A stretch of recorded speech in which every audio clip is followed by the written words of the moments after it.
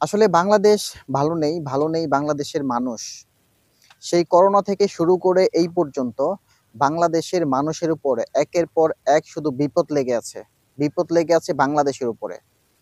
করোনাতে অনেক ক্ষয়ক্ষতি হলো মানুষের, তারপর হচ্ছে ডেঙ্গু আক্রান্ত হলো, তারপর সিলেটে বন্যা হলো, এখন হচ্ছে নোয়াখালী, ফেনীতে বন্যা হচ্ছে।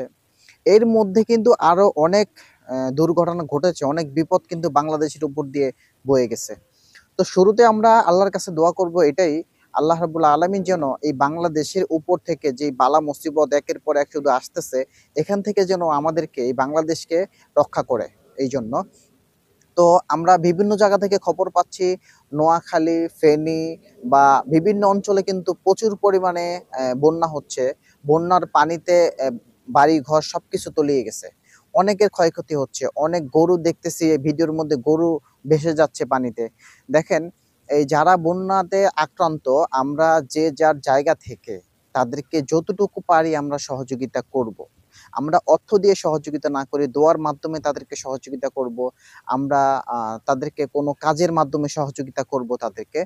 তো ইতিমধ্যে আমি একটা নিউজ দেখতে পাইছি, সেটা হচ্ছে লক্ষ্মীপুর জেলার রায়পুর উপজেলার উপর দিয়ে যে ডাকাতিয়া নদীটা, সেই ডাকাতিয়া নদীর যে sluice গেটটা সেটা হচ্ছে হাজিমারা।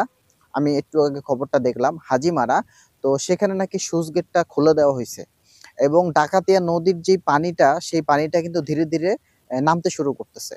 যখন আবার জোয়ার আসবে তখন হয়তো এই গেটটা আবার বন্ধ করে দেওয়া হবে, যাতে করে মানুষের ক্ষতি না হয়। তো এটা দেখে আমার কাছে খুবই ভালো লাগলো যে ডাকাতিয়া নদীর যে পানিটা, এই পানিটা ওই গেটটা খুলে দেওয়ার কারণে কিন্তু পানিটা ধীরে ধীরে কমতে শুরু করছে। তো আমরা যে যেখানে আছি সবাই সবার জায়গা থেকে যারা যাদের ক্ষয়ক্ষতি হচ্ছে আমরা তাদেরকে বিশেষভাবে সহযোগিতা করব ইনশাআল্লাহ।